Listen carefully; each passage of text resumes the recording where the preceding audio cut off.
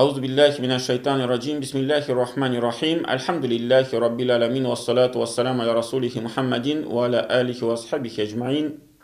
Amma ba'd. Selamun aleyküm ve rahmetullahi ve berekatuhu. Indi biz mine musulmanlar Allah Teala'ga ышанабыз. Hem bizning için eng qiymatli narsa ul iman bulurga tiyish. Mana bungi kunda biz shulay сөйләшкәндә күп вакытларда әйтәбез, ишетәбез, eng qiymatli, eng muhim salomatlik bulsun deb aytib qo'yamiz. Ул сүз дөрес, salomatlik бик qiymatli narsa, ул Alloh Taolaning ne'mati, аны saqlarga kerak. Lakin salomatlikdan da qiymatliroq ул iman.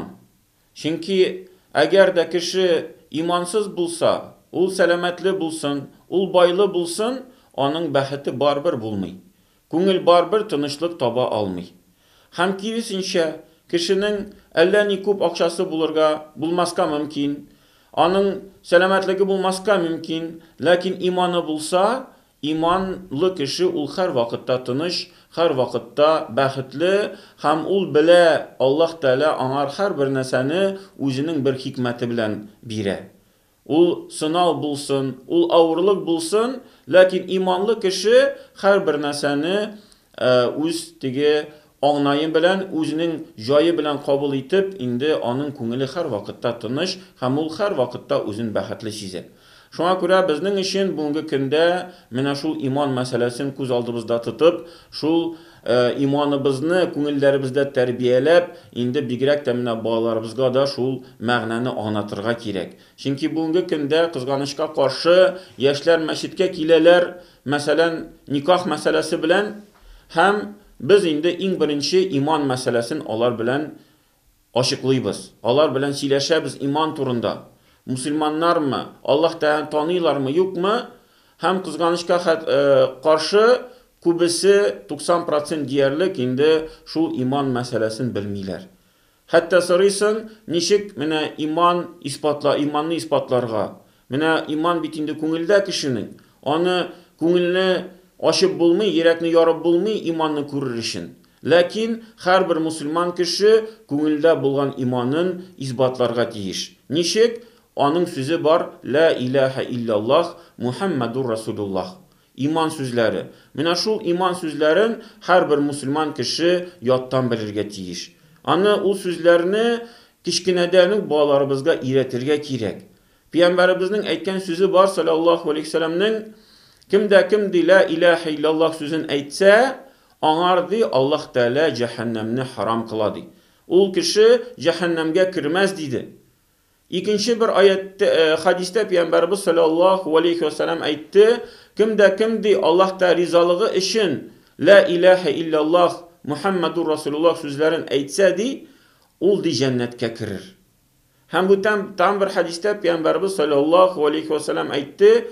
İman di, ol bir nişe dereceden tıradı. 70 nişe dereceden tıra. Hem şul derecelerinin en büyüklisi La ilahe illallah sözün aytu. Hem en kişkinesi kişilerinin yollarında bir kımaşalagan eybirlerini alıp koyu yoldan. Mine ul bitinsi imanının ilişlerine kiredip Peygamberimiz sallallahu aleyhi ve sellem bizge şulay anlattı. Hem mine şu sözünü bizge iğrenip bilirge kirek. Lakin sözünü gine bilu eli es, onun mağnasını da anlarga kirek. O sözünü aytkende onun mağnasını bilip aytirge kirek. La ilahe illallah Allah Teala'dan başka ilah yok deyip tercüme etile. Hem ma'nası nerse de şu sözünü aytgan kişi Allah Teala'dan başka bir kimge de ışanmay. Bir kimge de ümitlenmay. Bugünkü kunda indi biz turmuşimizga qarasak, musulmonlarning turmushina, bizning turmushlarimizda bir ko'p narsalar qaysilar bizning imonimizga qarshi keladi. Kimdir anda fil shuyga ishona, kimdir goroskoplar o'qib o'tira, kimdir turli baqalar sotib ola, aqsha ishin deb aytib. Ul bitinisi imonga qarshi kelaturgan narsa. Biz endi musulmonlar bo'lib, shu la ilaha illalloh Muhammedur Rasululloh so'zini bilib, ham shu so'zlarni aytib ma'nosini shin turmushimizga kiritirga tiyish. Söz bilan aytu ham onları amal bilan buzuq kerakmagan narsalarga ishonu, ul vaqtda endi biz imonimizni buzamiz. Һәм Мухаммаdur Расулуллах дигән сүзнең мәгънәсе Мухаммад Аллаһ Тәгаләнең пәйгамбәре һәм илчесе. Ул безнең өчен мисал булырга тиеш. Әгәр дә без әйтәбез икән Мухаммаdur Расулуллах, инде шул аның тормышын күз алдыбызда тотып, аның гамәлләрен белеп, шул гамәлләрен тормышыбызга кертергә кирәк. Аның сөннәтенә тотынырга кирәк.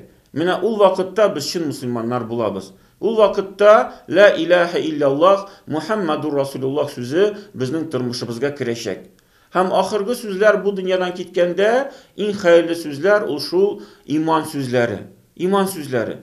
Хәтта уйла торган кеше янында шул ла илаха илляллах Мухаммаdur Расулуллах сүзләрен әйтеп торырга кирәк. Ни өчен? Аңар искә төшерер өчен. Уйла торган кеше шул сүзләрне әйтеп китсен бу дөньядан. Һәм ул вакытта инде зур өмет, ахыргы сүзләр шушы булса, кеше инде җәннәткә керәчәге. Ләкин ул сүзләрне әйтер өчен шул авыр вакытларда, үлем алдыннан кеше чын мәгънәдә ул сүзләрне күңеленә кертергә тиеш. Чын мәгънәдә ул сүзләргә ышанырга тиеш. Чын мәгънәдә ул сүзләрне тормышларына кертергә тиеш, тормышларында кулланырга тиеш. Хәтта мәсәлән, бер шундый куркыныч яки бер көтелмәгән әйбер килеп чыкса, машинада барганда, кайдыр машина борылып китсә, көтмәгән хәлдә, иң беренче сүзләребез, шундай үзебезне кирәк өйрәтергә, иң беренче сүзләребез ла илаха илляллах Мухаммаdur Расулуллах сүзләре чыгарга тиеш. Ул вакытта гына инде шул ла илаха илляллах дигән сүзе инде безнең күңелләребезгә кергән була. Шул бер галәмәт, бер күрсәткеч була. Һәм инде җәмәгать менә бу сүзне иман сүзләрен белеп, иман сүзләрен өйрәнеп, инде бигрәк тә балаларыбызга да шул сүзләрне өйрәтик һәм инде кичкенәдән үк балаларыбызның тормышын кайгыртыйк. Сәламәтлек ягыннан гына түгел, анда теге акыл ягыннан гына түгел, кая теге кружокларга алып барганда, бүтән җилләргә алып барганда, инде җан ягыннан да кайгыртыйк һәм кичкенәдән үк шул дугаларны өйрәтеп, иман сүзләрен өйрәтеп балаларыбызны үстерик. Ассаламу алейкум.